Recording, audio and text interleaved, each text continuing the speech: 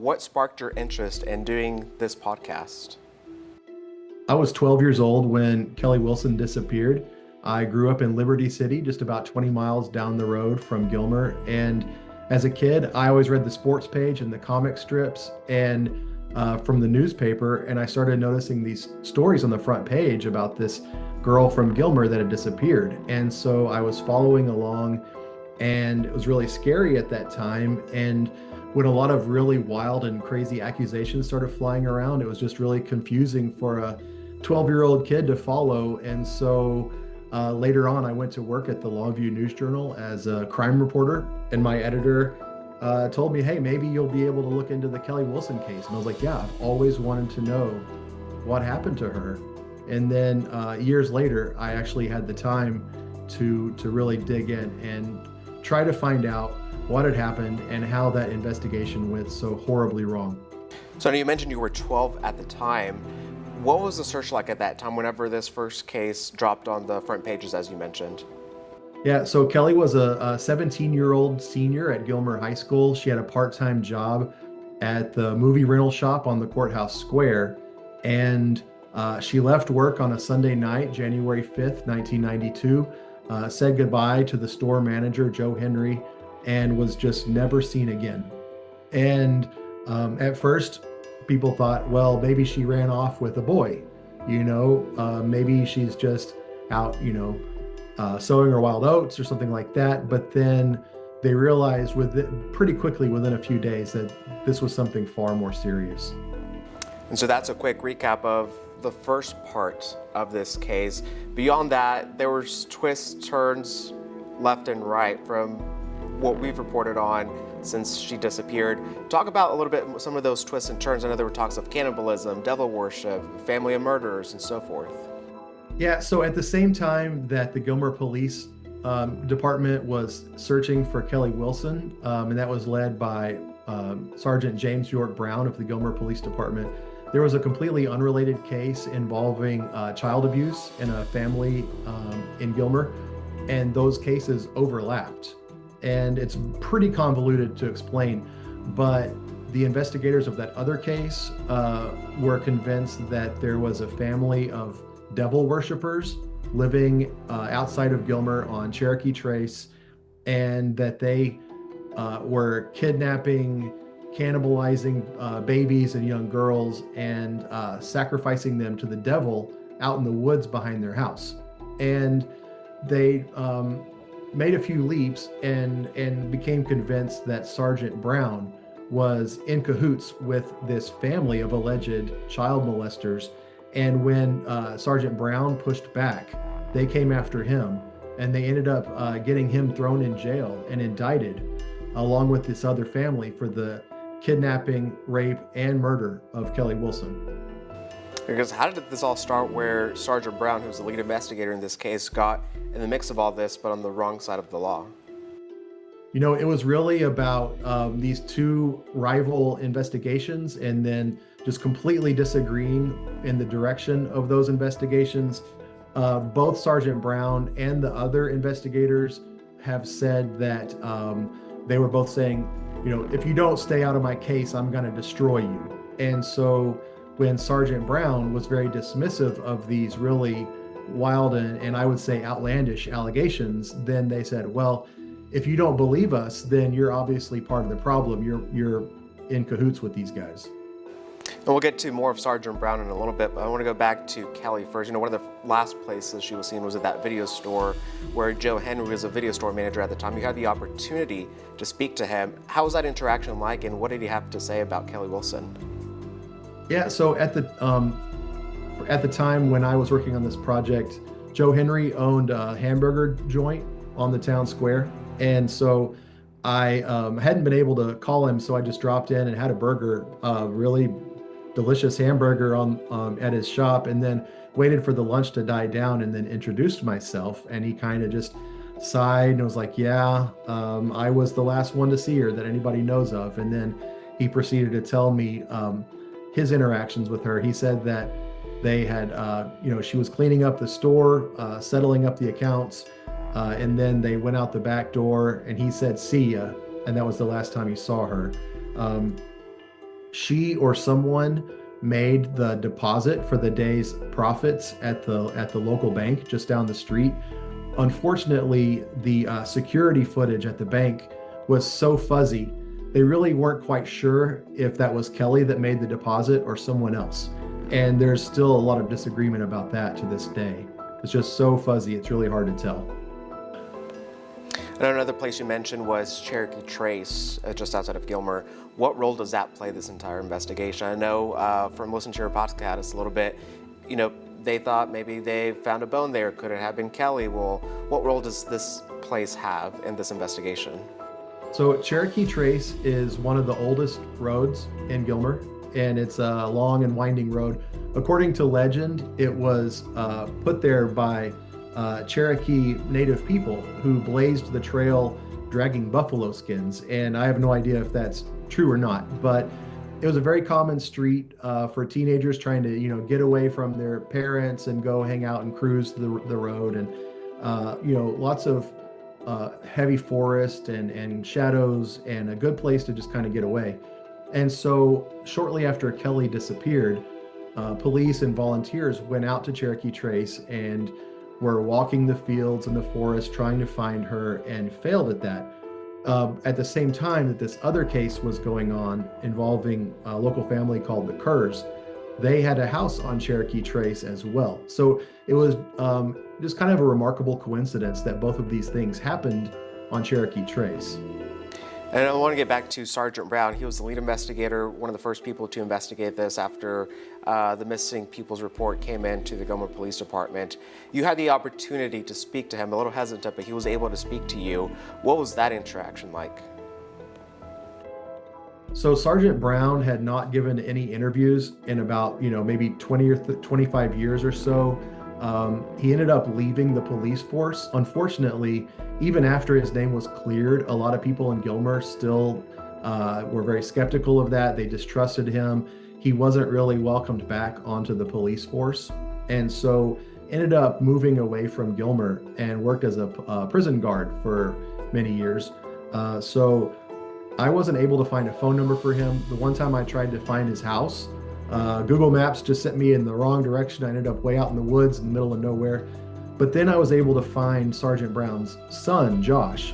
And I talked to Josh, and he said, my dad has moved on with his life. He doesn't like dwelling on this. I don't think he's going to talk to you, but let me try. And so Josh called his dad, Sergeant York, and then he called me right back and had his dad on the line. So we had a three-way phone call. And I would say that Sergeant Brown, he's still pretty aggrieved by the way that he was treated by the people of Gilmer. Very adamantly declared his innocence and said that he was the subject of a witch hunt. And I think he has a lot of solid claim for that, to feel that way.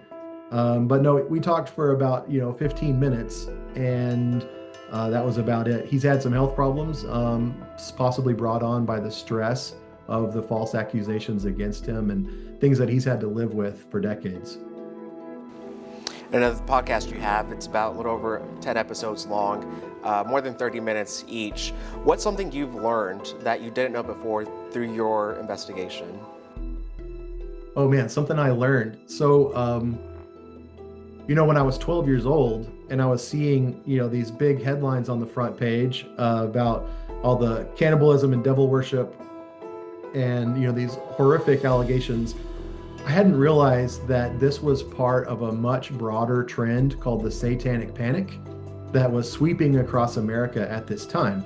So it wasn't just that people in Gilmer were off their rocker. These were fears that were shared across the nation from coast to coast.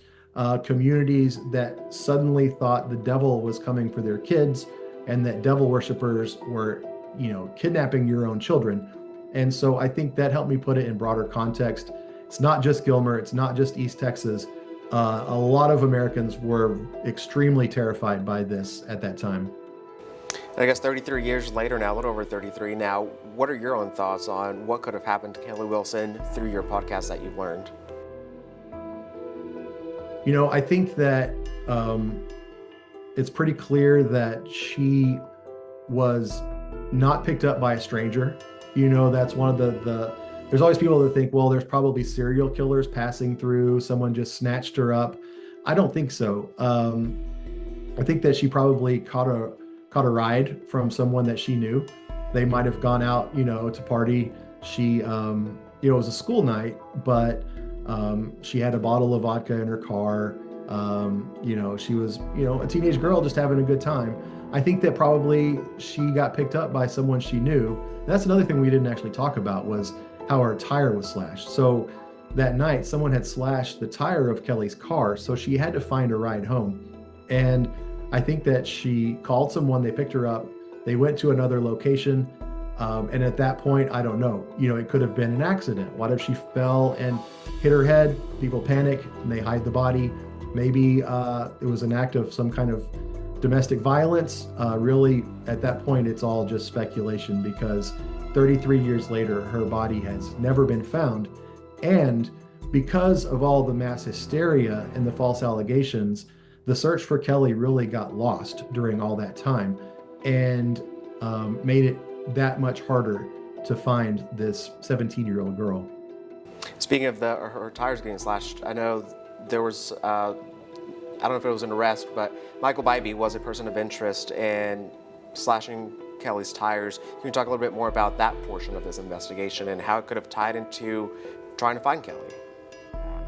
Yeah, so on the night that Kelly disappeared, when she had been working at the video store, a local teenager from Gilmer named Michael Bybee, he was a high school dropout, and he was with some friends skateboarding at the square. He slashed one of Kelly's tires, and the weird thing about that was that another of Kelly's tires had been slashed just a couple days earlier. Police were able to find out that Bybee had done that, and he confessed to it and ended up pleading guilty to a minor charge. But supposedly that's where his involvement with the case ended. Police cleared him of any involvement in her disappearance, and he has since moved out of state. I exchanged a lot of messages with his wife trying to get him to speak to me, and so far I've been unsuccessful in that. Do you feel Kelly's case was a targeted attack, or was she just at the wrong place at the wrong time in the wrong situation? There's a lot of speculation. There's a lot of conspiracy theories about what Kelly was involved with, but we know that she was not a user of hard drugs. She was just your average teenage girl. So I really think that it was probably one of her friends, maybe someone that she was dating. She was, had an active dating life, was dating a lot of guys, both classmates and then a little bit older.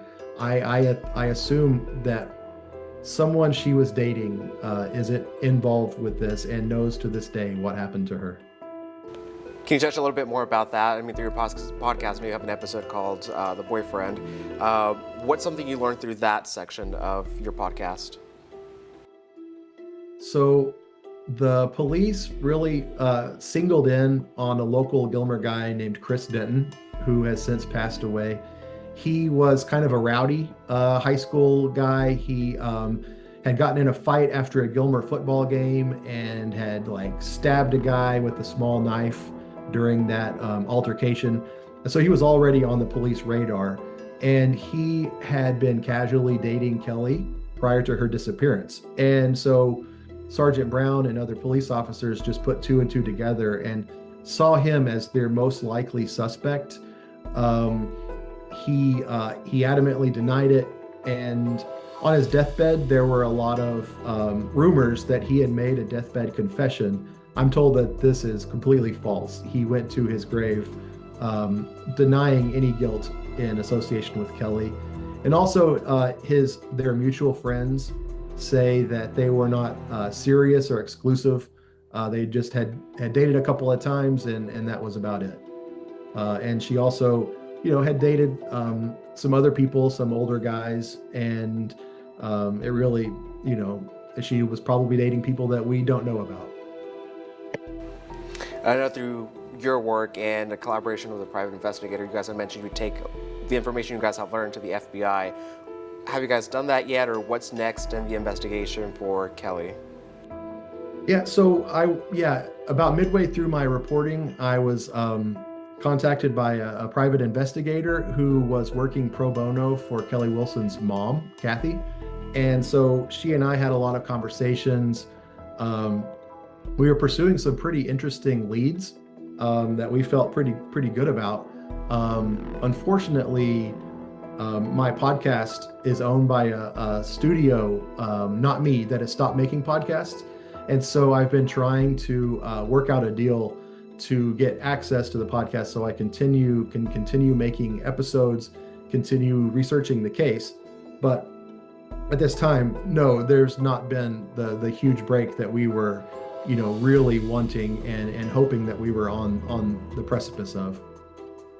I know you touched on this a little bit at the beginning, but really what sparked your interest in trying to find out what happened to Kelly Wilson? As I can tell, that interest is still there as you're trying to restart this. What keeps driving you to find out what happened to Kelly? So my interest began as that 12-year-old boy reading the Longview News Journal and seeing TV news reports about this, these horrific allegations, and then always wanting to know what had really happened. And now that I've spent so much time digging into this case, I've had so many conversations with Kelly Wilson's dad and her friends and her loved ones. It's just, at this point, it's impossible to let it go. I mean, obviously this is weeks and probably months, if not years in the making. How many audio records or conversations or transcripts do you have from the entire series alone? Well, I mean, I'm sure that I've interviewed many dozens of people. I was able to get a lot of interrogation audio from the Texas Attorney General's office through public information requests. And those total, in the, maybe 100 hours worth of interrogations, especially with that family that had been accused of abuse.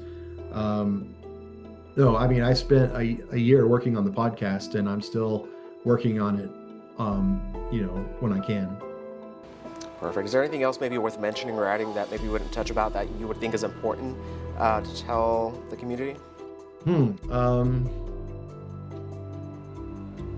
think that, a lot of these people are getting older, and, maybe you've been sitting on information for 33 years. You're worried about your standing in the community or any harm that could come to you. I think at this point, those fears are overblown. It's time for someone to come forward and say what they know. And if anybody's been sitting on a guilty conscience for 3 decades, it's time for that person to come through and get that off your chest. So I hope if anybody knows anything about Kelly, now's the time to come forward and share what you know. All right, Wes, thank you so much for joining us. Yeah, appreciate it. Have a good day. How are you doing? I mean, it's been 33 years since Kelly was last seen. How are you feeling almost 3 decades later? Well, it never goes away. Since I recently did a TV interview for a production coming up later this summer, it's all kind of been reopened. So it's a little raw and fresh right now. Prior to that, it's been a long time. Like I said, it never goes away, but it just kind of stays in the back of your minds. But here recently, in the last few weeks, it's been pretty raw, I'll be honest. I bet it's something that happens, year after year. It's been a little over a couple of weeks now since the anniversary of when she was last seen happened. Can you share a little bit more about who Kelly is or how she was as a kid, growing up as a teenager as well? Yeah, Kelly was a typical young lady back in that time. She was full of life, very, very energetic, was involved in a lot of different things, sports and cheer line, and she did all the things I guess girls did at that time, at that age.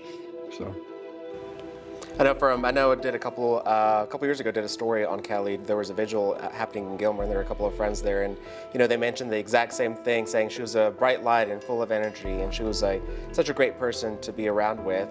I guess leading up to never met a stranger. Right, never met a stranger. That's always a good trait to have. I guess leading up to the days of her disappearance, I know she worked at a video store. What can you tell me about that? Not a whole lot, other than that she had worked there for some time. She liked to have her own money, gave her a little bit of independence. I think she made enough money. She bought herself a car, which gave her some more independence. I'm not sure how long she worked there actually. So, because obviously it was in Gilmer and I was living in Louisiana at the time. So, but yeah, that's pretty much really all I know about that part. I know you, like I mentioned, you were in Louisiana. If I understand this correctly, she moved to Gilmer with her mom, correct? That's correct, yes. Perfect. And so I guess why did they move over to Gilmer from Louisiana? That's right. Well, do you know why they? She was living in, Kelly's mother was living with her husband at the time in Hallsville, and then something happened with that relationship, and then they ended up in Gilmer. And I don't know all the details. We were divorced at that time. I didn't get into all the details of that. So somehow or another, she met Mr. Carlson, and they ended up in Gilmer, Texas. Sounds good. I mean, how did you learn first that Kelly had gone missing? I had received I was at work. It was on a Monday morning. I was at work. I can't remember the exact time. It was mid-morning, and you got to realize back then we didn't have cell phones. So I had got a call on my radio that I'd had a phone call, and I needed to take the call. It was my wife, and apparently Kelly's mom had called down and talked to my wife and told her that Kelly had not come home the night before. And she was trying to get a hold of me at work, and so that's how I found out. I mean, what was going through your head during that time when you got that phone call and were given that information? Well, my immediate thought was that Kelly had, for whatever reason or for some reason or other, had decided to come to Louisiana, come stay with me, because that was the plan anyway. At least that's what she had told me. She had wanted to do on the 10th. I was supposed to go get her and move her back to Louisiana anyway. And so my immediate thought was, well, something's happened and she's gonna come soon. And maybe her and mom had a disagreement or something, and they decided to part ways, and she was on her way to my house. So that was my immediate. There have been a lot of theories, conspiracies, thoughts that have been thrown out there about what could have happened to Kelly, why she disappeared, if she still is alive. What do you think happened to your daughter? Honestly, Jesus, I have no idea. I know two things for sure. I know she's missing, and I know I didn't have anything to do with it. Past that, I have no idea. It could be any one of the scenarios that's been in the news. It could be something completely different. Problem is, there's no evidence of any kind, no physical evidence, no forensic evidence. It's just like she vanished from the face of the earth. And so you can hypothesize about anything. But like I said, the only two things I know for certain is that she's gone and I didn't have anything to do with it. As a father, how frustrating is that, knowing that there's no evidence, no clue as to where she could have gone? It's hard to describe. That's what I live with. The lack of closure, not knowing. It's almost the worst case scenario would be that she is still alive and somehow or another, is something. I don't think that's likely, but if you don't know, that's still that little bit of possibility, I guess. I guess, when's the last time you heard from investigators? I know there's been little to no leads, but when's the last time you ever heard from investigators on any possible lead or cause as to where Kelly could be? Man, I can't tell you. It's been so long. I'm not sure. To be quite honest with you, it's been years, and it seems like when I can't remember the year, but we had gotten a call from the Gilmer Police Department saying they had course, they had a lot of staff changes and whatever, that they were going through old cases and stuff, and they had reassigned Kelly's case to some officer over there, and we'd got that one phone call. But outside of that, I didn't talk to him. Evelyn, my wife, Kelly's stepmom, talked to them, and that's the only phone call that I'm aware that we got, or any contact that we've had. And again, that's been, I don't know, it had to be at least 7 or 8, 10 years ago. And I guess from the very first time, whenever you first guys reported Kelly as missing, Sergeant Brown took the lead in this investigation. Somewhere in the middle of that, he got accused of kidnapping, raping, and killing Kelly. Eventually his name was cleared. What do you make of this scenario in the middle of Kelly's case disappearance? Well, again, not contradicting myself, but I think that is the absolute least likely scenario. That of all the, I guess, the rabbit trails this investigation went down, I would say, even though that one was probably the most publicized, I think that was probably the least likely of the events that probably happened to Kelly. And we have our reasons for believing that. I have my reasons for believing that, but having met with those investigators and looking at all the evidence involving all of that issue, and again, talking to them personally, there were some things in our interviews with them that led us to believe that was, they were really running down the wrong trail. Do you feel like all these conspiracies and other ideas have not backtracked in a way, but sort of pivoted the investigation in a way that it should have gone? And do you think it may be hindered in maybe finding where Kelly really is? Oh, I think it's probably created a big distraction for sure. The satanic rituals and all that sort of thing. I think it did. I think it did a lot to distract the police and the authorities from, what actually might have happened to Kelly. But again, there was absolutely, because Kelly's case was treated as a missing person initially, there was absolutely nothing preserved as far as forensic evidence or anything regarding her disappearance. So, with the lack of any other kind of evidence, you can kind of see why people would grasp at just about anything to,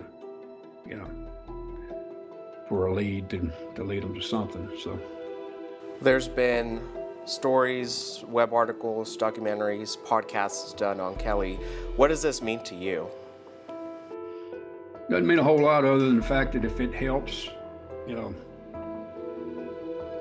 turn over one stone or prick somebody's heart that might know something to talk or whatever, that's the only value in it to me. That's all I'm looking for is closure, For you, or in the event that she, unlikely event that she might still be alive, that, we can somehow, find her. For you, what does closure mean? Knowing what happened to her, if there's, like I said, if there's any remains, obviously there's some wish to take care of that, but yeah, just somehow knowing what happened to her, and I will eventually. I'll meet my America one of these days, and I'll hope to see her again. So, do you still hope that you'll be able to see Kelly in person down the road? I do. Yeah. And then, is there anything else you'd like to let the community know about, Kelly and the investigation, or just anything in general? Well, no, other than that, I still miss her dearly. It's a hard thing to live with. I've had people, because of the recent interest in her case, ask me how you do it. And, I don't know how you do it. You just wake up every day and you live, and it's hard to answer that question. You have no choice but to deal with it. So, but yeah, and if it's, if doing what you're doing, prick somebody's heart or jog somebody's memory or something, it can't hurt. So, if nothing else, maybe it'll do that, and we can put some closure to this thing. Oscar, well, thank you so much for joining us today. You're so welcome.